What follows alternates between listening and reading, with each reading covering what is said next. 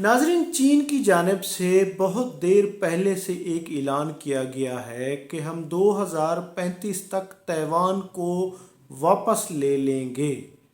चीन ये समझता है कि ताइवान उसका हिस्सा है। और अब जो उन्होंने 80 साला जीत का जश्न किया है, मिलिट्री परेड की है, जिसमें उन्होंने तकरीबन 30 से 40 हज़ार यानी किलोमीटर की रेंज तक के मिज़ाइल यानी शो किए हैं। वो एटमी मिज़ाइल, एटमी वेपन जो पूरी दुनिया को निशाना बना सकते हैं, यानी वो एशिया से अंटार्कटिका तक और ख़ास तौर पे अमेरिका के हर शहर को चप्पे चप्पे को निशाना बना सकते हैं, यूरोप के हर कोने कोने को निशाना बना सकते हैं। और उसमें ख़ास तौर पे जो एक बड़े आज़मी मिसाइल जो यूरोप में बहुत ज़्यादा जिसको देखा जा रहा है, जिस पर अमेरिकन CIA वगैरह बहुत ज़्यादा वो कर रहे हैं, वो है ICBM मिज़ाइल। यानी ये बड़े आज़मी मिज़ाइल है, ये ज़मीन के किसी भी कोने को निशाना बना सकता है। और फिर एक गवाम किलर मिज़ाइल, ये ख़ास तौर पे अमेरिका के लिए बनाया गया है। इस पर पूरे यूरोप में खलबली मच गई है। अमेरिका में ख़ास तौर पर CNN तक मुख्तलिफ उसके यानी TV चैनलों तक तज्ज़िये तबसरे हो रहे हैं कि चीन ने दुनिया को हैरान कर दिया है।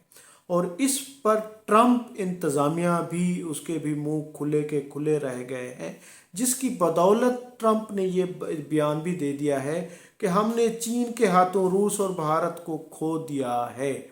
तो इसकी बुनियादी वजह वही है कि अब मैदान तब्दील होता हुआ नज़र आ रहा है। यानी सेकंड वर्ल्ड वार के बाद जो अमरीकी बर्तरी कायम हुई थी, वो अब ख़त्म होती नज़र आ रही है, क्योंकि बड़ा वाज़ेह ही लग रहा है कि अब दुनिया के फ़ैसले कोई सुपर पावर कोई और ही करेगी। क्योंकि जनूबी कोरिया और अपना चाइना, रशिया और ये कई ममालिक जो इकट्ठे हो गए हैं, ये अमेरिका के लिए एक बहुत बड़ा ख़तरा है। तो इसलिए अमेरिका ने, और दूसरा सवाल यह है कि इसमें पाकिस्तान क्या करेगा। यकीनन पाकिस्तान चीन के साथ है, रूस के साथ है, वो उस रो में फ्रंट लाइन पे था। जो फौजी परेड में शहबाज शरीफ साहब फ्रंट लाइन पे थे। लेकिन आप ये भी देखें कि अमेरिका भी अपने ये समझता है कि पाकिस्तान हमारे साथ है। पाकिस्तान को उन्होंने, हमारे आर्मी चीफ भी वहाँ पर ट्रंप के साथ मुलाकात कर चुके हैं। टैरिफ में भी उन्होंने इसलिए कमी की है कि पाकिस्तान हमारे साथ है। भारत पे टैरिफ बढ़ाया गया है, पाकिस्तान पे 25% रखा गया है। तो इसकी क्या वजह है? क्योंकि दुनिया तो दो ग्रुप्स में है, तो अमेरिका भी हमें अपना दोस्त करार दे रहा है और चाइना भी, हम चाइना के तो दोस्त हैं ही। तो नाज़रीन, अमेरिका सिर्फ उसको सिर्फ ये है कि जो नेचुरल रिसोर्सेज हैं, जो मिनरल हैं, वो पाकिस्तान में बहुत ज़्यादा हैं। भारत, चीन, दीगर ममालिक उसके हाथ नहीं आ सकते। इसलिए उसकी कोशिश है कि पाकिस्तान के नेचुरल रिसोर्सेज पर कोई मुआहदा करके उनको निकाला जाए और उनको सस्ते दामों पाकिस्तान से फ़ायदा उठाया जाए। ये अमेरिका की इस चीज़ पर नज़र है, क्योंकि पाकिस्तान में आज तक नेचुरल रिसोर्सेज पर जो हमारे मिनरल हैं, उनको उस अंदाज से ना तो निकाला गया है, ना तो उस पर काम किया गया है। अमेरिका क्योंकि आगे जंगें वसाइल की हैं, टेक्नोलॉजी की हैं, तवानाई की हैं, एनर्जी की हैं, और ख़ास तौर पे इस पर अमेरिका के आगे, क्योंकि ये भी एक उनकी वार है और इस चीज़ को चीन भी समझता है। तो लिहाजा आने वाले दिनों में हमें भी थोड़ी मुश्किल पेश आ सकती है। लेकिन क्योंकि चीन हमारा भाई है, चीन हमारा दोस्त है, तो हमें इस हाल में अमेरिका के बजाय चीन को अवलियत बरकरार रखना होगी।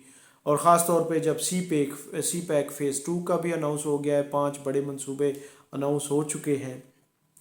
और दूसरा, स्पेस के हवाले से ट्रंप ने एक बात की है। उन्होंने कहा है कि चीन और रूस को स्पेस के मैदान में हमसे आगे नहीं जाने देंगे। यानी अब स्पेस की भी लड़ाई शुरू हो चुकी है।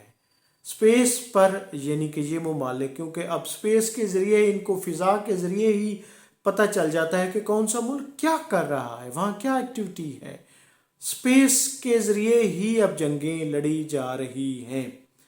तो تو اس لیے امریکہ کو اپنے ناسا پر، اپنے میزائل ٹیکنالوجی پر فخر ہے، اس لیے ٹرمپ کا یہ بیان ہے۔